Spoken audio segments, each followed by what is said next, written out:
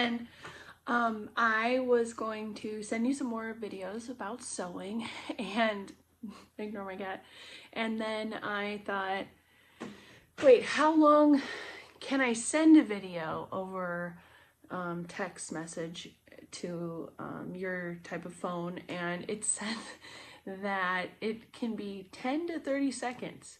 And I was like, oh, that's not gonna work for us. So I thought that I'd make some videos for you and like post them to YouTube and see if you're able to access them that way. Well, so we'll see how that goes. This is Edie. I recommend having a pet nearby when you're working on crafting projects, of course. So, okay, so first things first, I am wondering if your sewing machine came with a case on it. Mine, which yours is supposed to be very much like mine, has this case here that goes on top of it, and you want to keep this. I hope that, and it has like this styrofoam on the inside, but it stayed good. If it does, anyway, if you don't have a nice case like this, we can make one for your sewing machine. And so that's a dust cover, so it keeps the dust out of here and keeps your sewing machine good for a long time. All right, now on here, again, I try to get this very similar to mine. This one is out of, I guess I don't make this one anymore, but what I love about it is all of these different stitches that it has, and including all these like nice different embroidery kind of stitches that you can use, but also has all of these letters, so you can actually put your name on things. So that's kind of really nice. What I've used it for the most is putting my name on my beach towels so that people can know that's mine. It'll last a long time on there. You want to then thread your machine. So I'm gonna get into how to do that now. Okay, again, I'm not sure how similar yours is to mine, but I hope it has this. I love this. It has this little guide for me. If it doesn't have a guide for you like this, I will take a photo of mine and make a sticker, and you can put a sticker on yours so you can see how to do this. It even has how to thread the bobbin, which direction. So the first thing that you're gonna wanna do here is, I have it pop mine up. So I have to put it down to put the case on it, so it comes up, and then I'll put my thread on here. Kind of want to make sure the sticker is not going to stick on here. That's what happened with that. And this little piece that was back here, you probably have something similar, goes on to here to hold on your thread. Then your thread goes just like the picture shows here. It goes first through here, and you don't have to, through this spot here, you don't have to put it through the hole. You just go like that and it's hooked in. And same with the next one, you just hook it there. And then this is to roll up your bobbin first. So that's the thread that goes on the bottom of your machine. And to do that, then you're gonna go onto this part here, and you come around the metal little hooky there, and then you go underneath this metal thingy here, like that. And then it's gonna come over to here where you're gonna place that bobbin. Going to stick my empty one in there, and then this part you do have to put the thread through one of these holes, so I'm going to do that. So you put the bobbin on here, and then just like this picture shows, you're going to go around like twice, and then down through the bottom here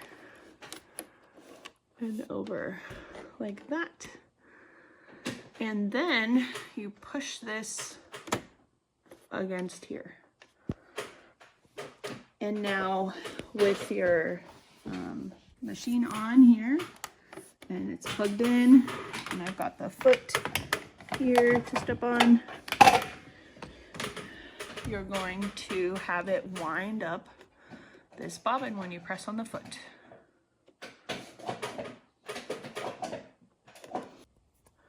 And here we go.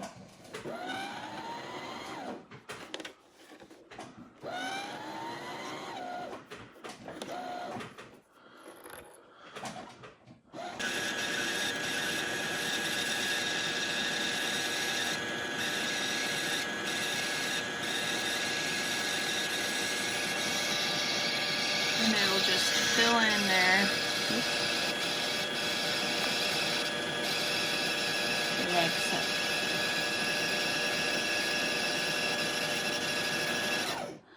And so you'll push this aside, take it off, use your thread cutters to cut this thread. Okay, and then down here is where the bobbin will go. This is the direction it needs to go. So you can see that the yarn goes out like, or the string, sorry, goes out like that and around that way. It's really important that you load your bobbin in the correct direction or it won't work. Oh yes, mine has this, put it this way, not this way, and how to put it through the machine. Again, if you don't have something like these guides on your machine, I will print them out for you and make stickers for your machine to help you out. Mine came with them. I hope yours do. So now to open the bottom, I open it like that by pulling this aside and popping out this little plate. Okay, now I've got two strings coming off here. I want to cut the little one off so that it's not in the way, and the other one is the one that's spun around. Okay, so I trimmed the end that I started with, and this is now the part that was connected to the rest of the thread that I cut. So now I'm going to pop it into here, and again the thread needs to be coming around this way, not this way. So I want it to match like that, and I pop that in here, and then I am going to take the string and have it come through here, the thread, and through here, and then mine has this little cutter right here, just cuts the thread there, nice, and pop that plate back in. Now you're going to need also what foot you're going to use when you're sewing. Depending on what stitch you're using, this is the basic stitch, right? Depending on what stitch you're using here, like 00 or 1 basics, we will want, and then this is how big the stitches are apart from each other, and then how much they zigzag. So right now they're not zigzagging at all. This is a straight line stitch. So it says for me which foot to use, foot J. And down in here is a little drawer with a tray, and there's stuff underneath it too that you'll need in your machine when doing things. They are labeled of which foot they are. So I was using the G for another project that I did, and here's the J, and this is just the normal foot. I mainly use this one for everything. That one I had to do this special like hem on it, the type of silky fabric that I was using. All right, now to put this foot in, you let's see, there's this little latch here, and that is opening and closing this this little piece here. You can see that. So we can set this there. So you'll lift up the foot and press this button so it can grab it. Like that. Now it's on there. Good. Okay, now these are the size of the stitches you'll use. The most basic one is the 5/8, which is this line just past your foot right here. So you'll basically line up the edge of your fabric at that 5/8 mark there. Unless you're doing something that specifically calls for something bigger, that's the most basic one that you use for just about everything. Okay, and this is your needle. I'm not sure if your needle came installed or not, but if not, you'll have somewhere in the things for your sewing machine will be like a little packet probably of needles.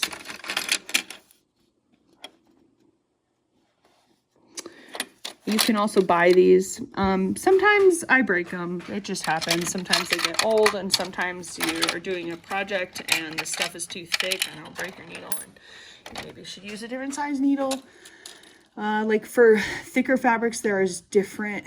This one's a universal needle, but for like leathers or really thick denim or stuff like that, you might need to use a different needle.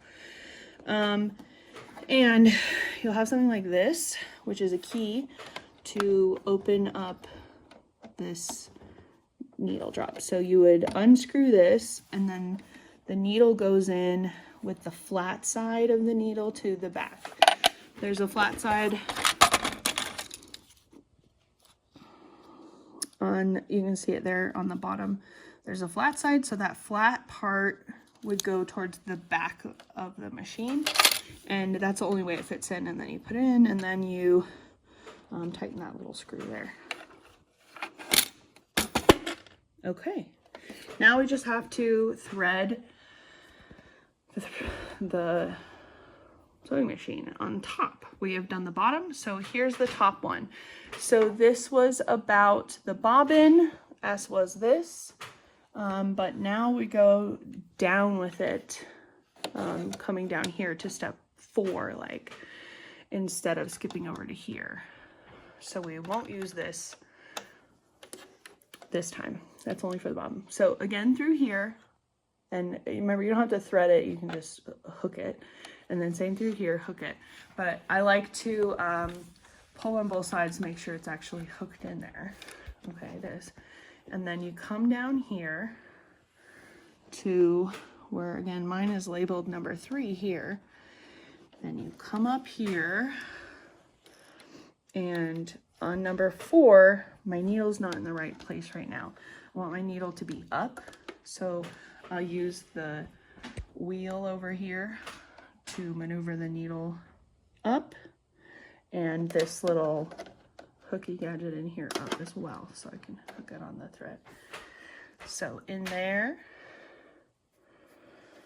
number 4 is I'm gonna hook it around that metal head in there, which you might be able to open this as well to get in there better, but you probably don't have to.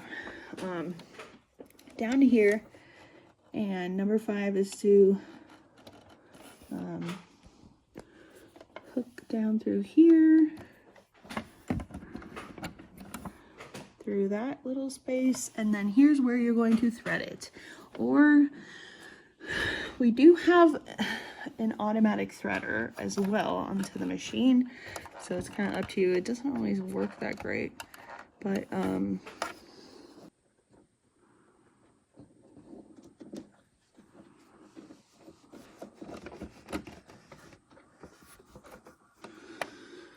okay, and then this is going to go down through that crack in the foot and back.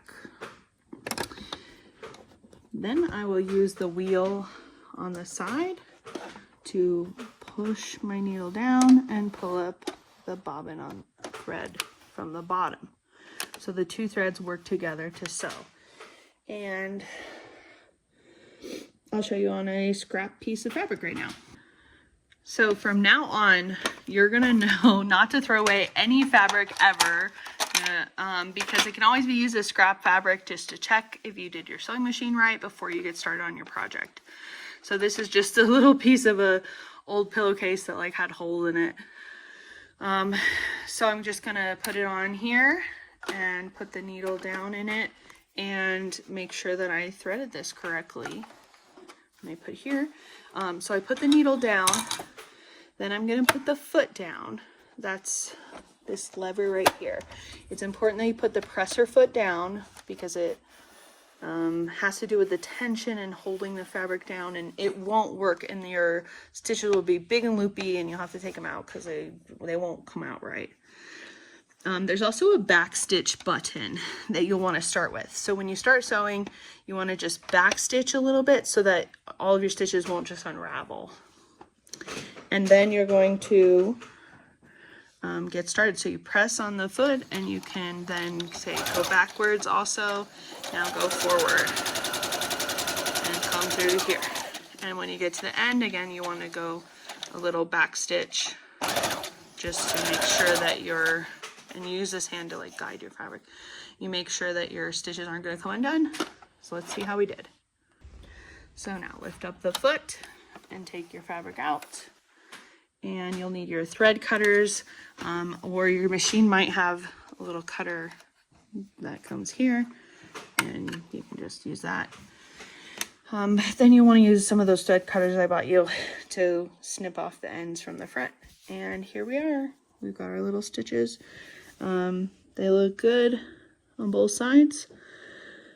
And there's that back stitch, got a little sloppy there. But again, it's one piece of fabric and it's kind of like silky, so it's a little not good. But this is not the fabric I'm going to be using for my project, so I'm okay with that right now. This is what I'm going to do is right now is this hand towel came undone and I just want to sew it back. So I'm going to change the thread because you always want your projects to match. I'm going to change the thread so that it's pink on top and bottom. Unless you want your stitches to show up, to pop out, like maybe if you're doing one of these decorative stitches, you would want to use a color that does not match your fabric. But for now, I'm going to do pink. All right, something that I was thinking about when I was threading this time with pink was if the end of your thread is frayed at all, it's going to be really difficult to get through a needle eye, I mean. So you want to just trim it, and so it's a fresh cut, and then it should go through easier. Alrighty, so I'm going to be sewing this down like it was, the stitching obviously came out of this. So I'm just going to tuck it up because it's already very thick fabric and it's already like pressed the way I want it to be. I don't think I need to use pins for this, but if it was something new, something like this, I wanted it to be tri-folded like that, I would definitely use pins or clips to like hold it in place. But for this, I will just be sewing along this line here on the edge, along this edge here, just to hold this down again like it used to be so that it's not frayed out. So I'm going to put it underneath the foot. The foot is up, and I'm going to put the toughest part past the head a little bit. You can always go backwards. It's easier to go forward over a hump like that hump that's going to be at the end. It's going to be easier to go over it this way and not easy to start on it. So I'm going to go starting past it a little bit right now, and just see I've got it lined up so I can see where my needle is going to be going down straight right there. And I'm going to lower it down, and then I'm going to lower the foot down. And then I'm going to glide. I'm using my hand here, not to push it through. It has these little feet on the bottom that pull the fabric through. So you're not pushing it through with your hand. You're just guiding it and turning it here with your hand.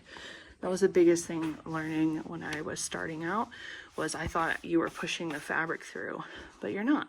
It will grab the fabric and pull it through. You just need to guide the direction it's going, making sure it's staying straight on this line.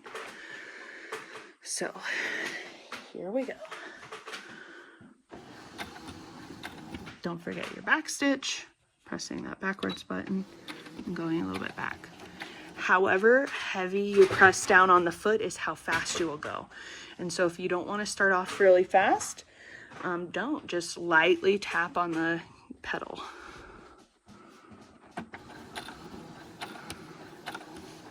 Okay, it seems to be going good, so I'm going to pick up the speed.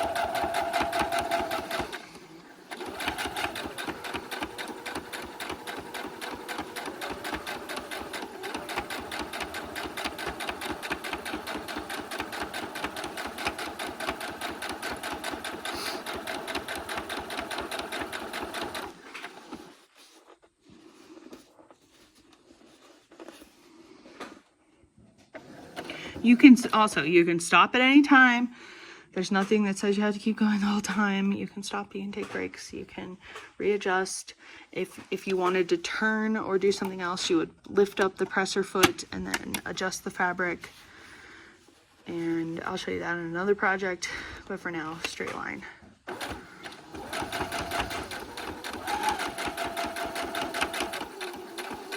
Okay, going over this thicker part here. Pull it a little bit. Still thick. Back stitch. Okay, now I'm going to do the other end that I skipped. I just lift up the foot, pull the needle out, and position it so that the needle is up but just starting to come back down. So I pulled the needle up and it's like ready to come back down to the next piece. Pull this out, cut the threads. And then my cat just watching my every move. She loves string. And then to sew the other end, like I said, it's kind of difficult on the corners with it being so thick, even with my universal needles. So I'm going to come and get this side going this way. So put the needle down and put the foot down. And don't forget the back stitch. So go forward once, pressing the back button a few, and then going forward. Guiding it on the end there. And backwards. And I'm done. So lift up the foot and lift up the needle. Pull around and use that to cut. And then I'm just gonna trim this string. But yay, my nice bath towel is repaired and I can use it again. And it looks just, hey, no, just trying to run away with this. Anyway, it just looks like normal. You think you're sneaky, but you can't have this thread.